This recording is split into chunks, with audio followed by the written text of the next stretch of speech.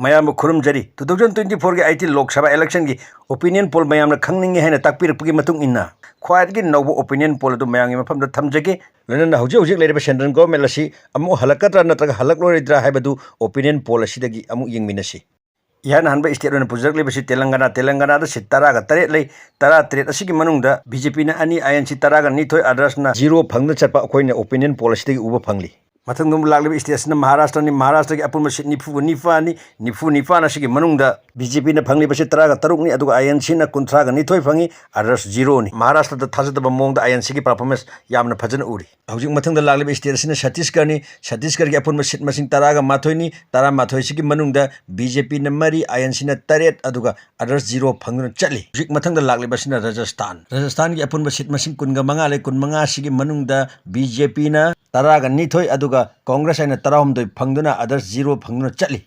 मथंग opinion poll असिदा लागलेबसिना Madhya Pradesh की अपुब seat 19 असिगी मनुंगदा BJP न 13 अदुगा लोइना INC न 13 अदुगा अदर्स न 0 फंगदुना चली मथंग स्टेट असिना झारखंड लैरिबा अपुब सीट मसिंग असि 13 नि 13 की मनुंगदा बीजेपी न 3 फंगी आईएनसी न 9 अदुगा अदर्स न 2 फंगदुना चली झारखंड हौजि आईएनसी न लीड तौदुना चटपगी मौंग उरी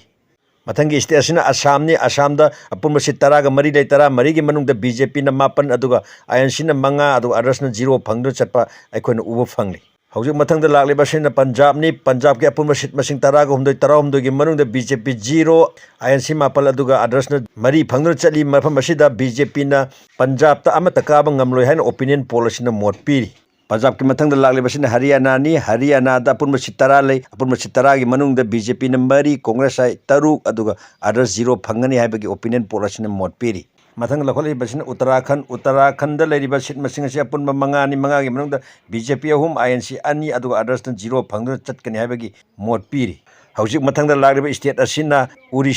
उड़ीसा की अपुब सीट मसिंग 15 की मनुंगदा बीजेपी न 5 आईएनसी 5 अदुगा अदर्स 13 फंगनी हाइबगी थाजबा मोट पीरी मथंग लाइव स्टेट असिना आंध्र प्रदेश सीट 15 ले 15 असिगी मनुंगदा बीजेपी न 3 आईएनसी न 5 अदुगा अदर्स 13 फंगदुना चटपगी मौंग अदु ओपिनियन पोल असिना हाइरी हौजिक मथंग लाइव स्टेट असिना कर्नाटका की अपुब सीट मसिंग 19 की मनुंगदा बीजेपी 12 आईएनसी 13 अदुगा अदर्स न 0 फंगदुना चटपा मौंग असि उरी हौजिक अपुब सीट 994 की मनुंगदा 250 यौसलपगा लोइना कांग्रेस आइना 132 अदुगा बीजेपी न 3 अदर्स 53 फंगबगा लोइना कांग्रेस आइना हेना फंगना चटपगी मौंग अदु अखोइना मफमसिदा उबा फंगली कर्नाटका की हेक मथंग लेरे वेस्ट बंगाल की अपुब सीट मसिंग 92 की मनुंगदा बीजेपी न 13 आईएनसी न 5 अदुगा अदर्स तृणमूल कांग्रेस न मफमसिदा यामना फजबा परफॉर्मेंस तौदुना ममता बनर्जी न मफमसिदा सीट 19 फंगबा ngamni वेस्ट बंगाल की हेक मथंग लागलेबसिना बिहार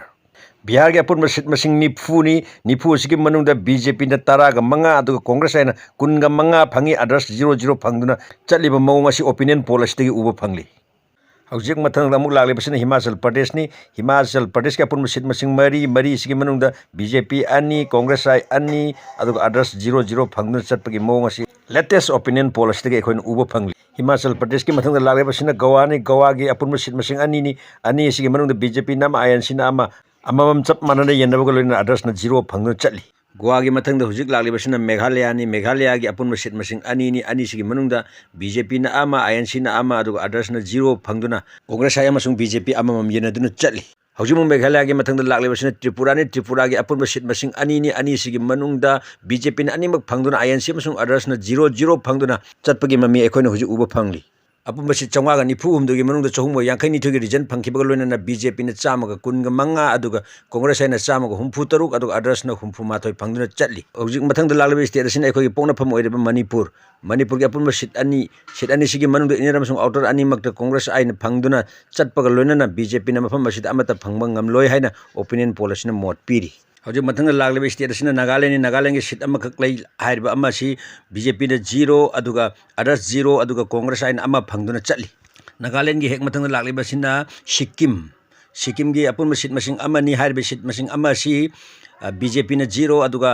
आईएनसी न अदुगा अदर्स 0 फंगदुना चटकनी हाइबगी मोट असि ओपिनियन पोल असिना पीरी मथंग दमु लागलेबा स्टेट असिना मिजोराम की अपुब सीट मसिंग 2 सिगी मनुंगदा बीजेपी 0 अदुगा आईएनसी 0 अदर्स न फंगदुना चटली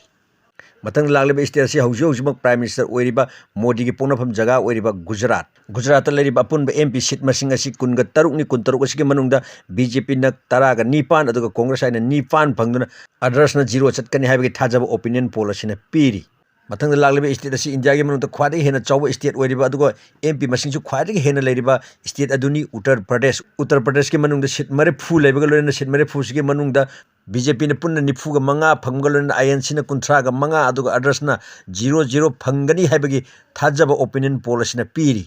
ꯎꯠꯇꯔ ꯄ꯭ꯔꯗꯦꯁꯀꯤ ꯑꯆꯧꯕ ꯁꯤꯠ ꯑꯁꯤ ꯍꯦꯛ ꯇꯤꯟꯁꯤꯟꯕꯒ ꯂꯣꯏꯅꯅ 993 ꯂꯩꯕ ꯏꯟꯗꯤꯌꯥꯒꯤ ꯑꯄꯨꯟꯕ ꯁꯤꯠ ꯃꯁꯤꯡꯗꯒꯤ 160 ꯔꯤꯖꯟ ꯐꯪꯕꯒ ꯂꯣꯏꯅꯅ BJPꯅ 139 ꯑꯗꯨꯒ ꯀꯣꯡꯒ꯭ꯔꯦꯁ ꯍꯥꯏꯅ 119 ꯑꯗꯔꯁ 62 ꯐꯪꯗꯨꯅ ꯆꯠꯂꯤ ꯍꯧꯖꯤꯛ ꯃꯊꯪꯗ ꯑꯃꯨꯛ ꯂꯥꯛꯂꯤꯕ ꯁ꯭ꯇꯦꯠ ꯑꯁꯤꯅ ꯇꯥꯃꯤꯜ ꯅꯥꯗꯨꯒꯤ ꯑꯄꯨꯟꯕ ꯁꯤꯠ ꯃꯁꯤꯡ 39ꯅꯤ 39 ꯑꯁꯤꯒꯤ ꯃꯅꯨꯡꯗ BJPꯅ 2 ꯑꯗꯨꯒ INCꯅ 38 ꯐꯪꯗꯨꯅ ꯑꯗꯔꯁ 0 ꯐꯪꯗꯨꯅ ꯆꯠꯂꯤ ꯍꯧꯖꯤꯛ ꯌꯥꯝꯅ ꯆꯤꯔꯕ ꯇꯥꯟꯐꯝ ꯑꯁꯤꯗ ꯃꯊꯪꯗ ꯂꯥꯛꯂꯤꯕ ꯁ꯭ꯇꯦꯠ ꯑꯁꯤꯅ ꯀꯦꯔꯂꯥꯗ ꯂꯩꯔꯤꯕ ꯑꯄꯨꯟꯕ ꯁꯤꯠ ꯃꯁꯤꯡ 10 ꯑꯁꯤꯒꯤ ꯃꯅꯨꯡꯗ BJPꯅ 0 INCꯅ 10ꯃꯛ ꯐꯪꯗꯨꯅ ꯑꯗꯔꯁ 0 ꯐꯪꯗꯨꯅ ꯆꯠꯀꯅꯤ ꯍꯥꯏꯕꯒꯤ ꯊꯥꯖꯕ ꯑꯣꯄꯤꯅꯤꯌꯟ ꯄꯣꯜ ꯑꯁꯤꯅ ꯄꯤꯔꯤ ꯍꯧꯖꯤꯛ ꯃꯊꯪꯗ ꯑꯃꯨꯛ ꯂꯥꯛꯂꯤꯕ ꯁ꯭ꯇꯦꯠ ꯑꯁꯤꯅ ꯑꯔꯨꯅꯥꯆꯜ ꯄ꯭ꯔꯗꯦꯁꯀꯤ ꯑꯄꯨꯟꯕ ꯁꯤꯠ ꯃꯁꯤꯡ 2ꯅꯤ ꯁꯤꯠ ꯃꯁꯤꯡ 2 ꯑꯁꯤꯒꯤ ꯃꯅꯨꯡꯗ BJPꯅ 1 INCꯅ 1 ꯑꯗꯔꯁ 0 ꯐꯪꯗꯨꯅ ꯆꯠꯀꯅꯤ ꯍꯥꯏꯕꯒꯤ ꯊꯥꯖꯕ ꯑꯣꯄꯤꯅꯤꯌꯟ ꯄꯣꯜ ꯑꯁꯤꯅ ꯄꯤꯔꯤ ꯍꯧꯖꯤꯛ ꯃꯊꯪꯗ ꯂꯥꯛꯂꯤꯕ ꯑꯁꯤꯅ ꯏꯟꯗꯤꯌꯥꯒꯤ ꯔꯥꯖꯙꯥꯅꯤ ꯗꯦꯜꯂꯤꯒꯤ ꯑꯄꯨꯟꯕ ꯁꯤꯠ ꯃꯁꯤꯡ 8 ꯂꯩ ꯑꯄꯨꯟꯕ ꯁꯤꯠ ꯃꯁꯤꯡ 8 ꯑꯁꯤꯒꯤ ꯃꯅꯨꯡꯗ BJPꯅ 2 ꯑꯗꯨꯒ INCꯅ 5 ꯑꯗꯨꯒ ꯑꯗꯔꯁ 0 ꯐꯪꯒꯅꯤ ꯍꯥꯏꯕꯒꯤ ꯊꯥꯖꯕ ꯑꯣꯄꯤꯅꯤꯌꯟ ꯄꯣꯜ ꯑꯁꯤꯅ ꯄꯤꯔꯤ ꯍꯧꯖꯤꯛ ꯑꯃꯨꯛ ꯂꯥꯛꯂꯤꯕ ꯁ꯭ꯇꯦꯠ ꯑꯁꯤꯅ ꯖꯝꯃꯨ ꯀꯥꯁꯃꯤꯔꯒꯤ ꯑꯄꯨꯟꯕ ꯁꯤꯠ ꯃꯁꯤꯡ 5ꯅꯤ 5 ꯑꯁꯤꯒꯤ ꯃꯅꯨꯡꯗ BJPꯅ 2 ꯐꯪꯏ ꯑꯗꯨꯒ ꯀꯪꯒ꯭ꯔꯦꯁ ꯑꯥꯏꯅ 3 ꯐꯪꯗꯨꯅ ꯑꯗꯔꯁ 0 ꯐꯪꯗꯨꯅ ꯆꯠꯂꯤ ꯖꯝꯃꯨ ꯀꯥꯁꯃꯤꯔꯒꯤ ꯍꯦꯛ ꯃꯇꯨꯡꯗ ꯂꯥꯛꯂꯤꯕ ꯑꯁꯤꯅ ꯗꯗꯔ ꯑꯦꯟ ꯗꯃꯟ ꯗꯤꯞ ꯃꯐꯝ ꯑꯁꯤꯗ ꯂꯩꯔꯤꯕ MP ꯁꯤꯠ ꯃꯁꯤꯡ ꯑꯁꯤ 2ꯅꯤ ꯁꯤꯠ 2 ꯑꯁꯤꯒꯤ ꯃꯅꯨꯡꯗ BJPꯅ 2ꯃꯛ ꯐꯪꯗꯨꯅ ꯀꯣꯡꯒ꯭ꯔꯦꯁ ꯑꯥꯏ ꯑꯃꯁꯨꯡ ꯑꯗꯔꯅ 0 ꯐꯪꯗꯨꯅ ꯆꯠꯂꯤ ꯍꯧꯖꯤꯛ ꯃꯊꯪꯗ ꯂꯥꯛꯂꯤꯕ ꯑꯁꯤꯅ ꯂꯗꯥꯛꯇ ꯁꯨꯞꯅꯒꯤ MP ꯁꯤꯠ ꯑꯃꯈꯛ ꯂꯩ ꯍꯥꯏꯔꯤꯕ ꯁꯤꯠ ꯑꯃꯈꯛ ꯂꯩꯕ ꯁꯤꯠ ꯑꯁꯤ BJPꯅ ꯐꯪꯕꯒ ꯂꯣꯏꯅꯅ INC ꯑꯃꯁꯨꯡ ꯑꯗꯔꯁꯅ 0 ꯐꯪꯗꯨꯅ ꯆꯠꯀꯅꯤ ꯍꯥꯏꯕꯒꯤ ꯊꯥꯖꯕ ꯑꯣꯄꯤꯅꯤꯌꯟ ꯄꯣꯜ ꯑꯁꯤꯅ ꯄꯤꯔꯤ ꯍꯧꯖꯤꯛ ꯃꯊꯪꯗ ꯂꯥꯛꯂꯤꯕ ꯑꯁꯤꯅ ꯄꯣꯟꯗꯤꯆꯦꯔꯤꯒꯤ ꯑꯄꯨꯟꯕ ꯁꯤꯠ ꯃꯁꯤꯡ 1ꯅꯤ ꯁꯨꯞꯅꯒꯤ ꯑꯃꯈꯛ ꯂꯩꯕ ꯁꯤꯠ ꯑꯁꯤ BJPꯅ ꯐꯪꯕꯒ ꯂꯣꯏꯅꯅ INC ꯑꯃꯁꯨꯡ ꯑꯗꯔ 0 ꯐꯪꯗꯨꯅ ꯆꯠꯂꯤ ꯍꯧꯖꯤꯛ ꯃꯊꯪꯗ ꯂꯥꯛꯂꯤꯕ ꯑꯁꯤꯅ ꯂꯛꯁꯗꯤꯞꯇ ꯂꯩꯔꯤꯕ ꯁꯤꯠ ꯃꯁꯤꯡ ꯑꯁꯤ ꯁꯨꯞꯅꯒꯤ ꯑꯃꯈꯛꯇꯅꯤ ꯍꯥꯏꯔꯤꯕ ꯑꯃꯈꯛꯇ ꯉꯥꯏꯔꯕ ꯁꯤꯠ ꯑꯁꯤ BJPꯅ 0 ꯑꯃꯁꯨꯡ ꯀꯣꯡꯒ꯭ꯔꯦꯁ ꯍꯥꯏꯅ 1 ꯑꯗꯨꯒ ꯑꯗꯔꯁꯅ 0 ꯐꯪꯗꯨꯅ ꯆꯠꯀꯅꯤ ꯍꯥꯏꯕꯒꯤ ꯊꯥꯖꯕ ꯄꯤꯔꯤ ꯃꯊꯪꯒꯤ ꯑꯁꯤꯅ ꯁꯤꯠ ꯑꯃꯈꯛꯇ ꯂꯩꯕ ꯆꯥꯟꯗꯤꯒꯔꯗ ꯂꯩꯔꯤꯕ ꯁꯤꯠ ꯑꯃ ꯑꯁꯤ BJPꯅ 0 ꯀꯣꯡꯒ꯭ꯔꯦꯁ ꯍꯥꯏꯅ 1 ꯑꯃꯁꯨꯡ ꯑꯗꯔꯁꯅ 0 ꯐꯪꯗꯨꯅ ꯆꯠꯀꯅꯤ ꯍꯥꯏꯕꯒꯤ ꯊꯥꯖꯕ ꯄꯤꯔꯤ 19ꯔꯛ ꯁꯨꯕ ꯂꯣꯛ ꯁꯚꯥ ꯏꯂꯦꯛꯁꯟ ꯑꯁꯤꯒꯤ ꯏꯔꯣꯏ-ꯂꯣꯏꯕ ꯑꯣꯄꯤꯅꯤꯌꯟ ꯄꯣꯜꯒꯤ ꯁꯤꯠ ꯑꯁꯤ ꯑꯟꯗꯃꯥꯟ ꯑꯦꯟ ꯅꯤꯀꯣꯕꯔꯒꯤꯅꯤ ꯍꯥꯏꯔꯤꯕ ꯑꯟꯗꯃꯥꯟ ꯅꯤꯀꯣꯕꯔꯒꯤ ꯑꯃꯈꯛꯇ ꯉꯥꯏꯔꯕ ꯁꯤꯠ ꯑꯁꯤ BJPꯅ ꯐꯪꯕꯒ ꯂꯣꯏꯅꯅ INCꯅ 0 ꯑꯗꯔꯁ 0 ꯐꯪꯅꯈꯤꯕꯒ ꯂꯣꯏꯅꯅ ꯑꯄꯨꯟꯕ ꯁꯤꯠ 993ꯒꯤ ꯃꯅꯨꯡꯗ BJPꯅ 200 ꯐꯪꯕꯒ ꯂꯣꯏꯅꯅ ꯀꯣꯡꯒ꯭ꯔꯦꯁ ꯍꯥꯏꯅ 232 ꯑꯗꯨꯒ ꯑꯗꯔꯁꯅ 62 ꯐꯪꯗꯨꯅ ꯆꯠꯂꯤ ꯈ꯭ꯋꯥꯏꯗꯒꯤ ꯅꯧꯕ ꯑꯣꯄꯤꯅꯤꯌꯟ ꯄꯣꯜ ꯑꯁꯤꯗꯒꯤ ꯐꯪꯂꯤꯕ ꯔꯤꯄꯣꯔꯠ ꯑꯁꯤꯒꯤ ꯃꯇꯨꯡ ꯏꯟꯅꯗꯤ BJPꯅ ꯁꯔꯀꯥꯔ ꯁꯦꯝꯕꯁꯤ ꯉꯝꯒꯅꯤ ꯍꯥꯏꯕꯒꯤ ꯊꯥꯖꯕ ꯎꯕ ꯐꯪꯗꯦ